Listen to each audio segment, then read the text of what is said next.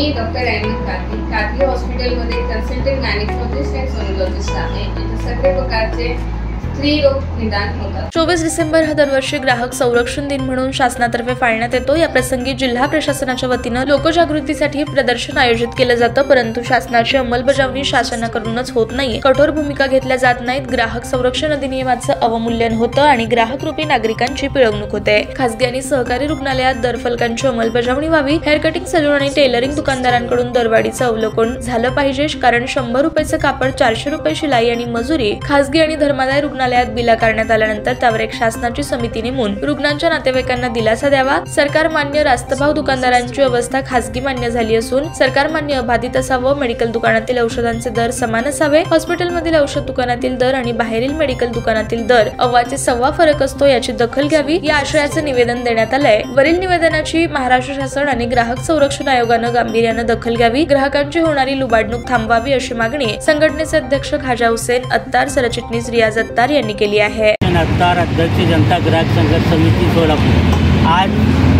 जिल्हाधिकारी यांच्याकडे लेखी निवेदन देण्यात आले की ग्राहक संरक्षण कायद्याचे अवमूल्यन होत आहे, म्हणून माननीय जिल्हाधिकारी आणि महाराष्ट्र शासनाने ग्राहकाचे अवमूल्यन थांबवावे म्हणून माननीय जिल्हाधिकाऱ्याकडे निवेदन दिले। कारण वेळोवेळी आम्ही मागणी करून सुद्धा ग्राहकाची पिळवणूक थांबत नाही। कारण सध्या शासकीय रुग्णालय, सहकारी रुग्णालय आणि खाजगी रुग्णालयामध्ये दर फलकाची वेळोवेळी मागणी करीत असलं तरी दर फलकाची अंमलबजावणी होत नाही।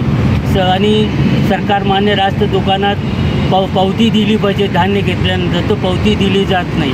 अशा अनेक ग्राहकांच्या अडचणी आहेत, परंतु दरवर्षी 24 डिसेंबरला ग्राहक दिन प्रशासनाच्या वतीने साजरा केला जातो, परंतु ग्राहकाची अंमलबजावणी होत नाही। फक्त प्रशासनाने प्रदर्शन भरवायचं, लोकांना सांगायचा, खर्च दाखवायचा आणि निघून जायचं। यासाठी जिल्हाधिकारी साहेबांनी जे ग्राहकांच्या अडचणीचा विचार केला पाहिजे। आज धर्मदाय रुग्णालयामध्ये दर फलकाची अंमलबजावणी नाही, खाजगी रुग्णालयामध्ये दर फलकाची रुग्णालय अवाढव्य बिल आहे, त्या बिलाचे अंमूल्यन कुठं करायचं, कुठं अवलोकन करायचं। आज टेलर अवाढव्य 100 रुपयाचं कापड आहे, 400 रुपये शिलाई, हेअर कटिंग सलूनवाले त्याचे अवलोकन केलं पाहिजे। 50 रुपये मजुरी होत नाही, त्यांनी 150 रुपये, म्हणजे अशा पद्धतीनं ग्राहकाचे अवमूल्यन होत आहे, ग्राहकाची पिळवणूक होत आहे।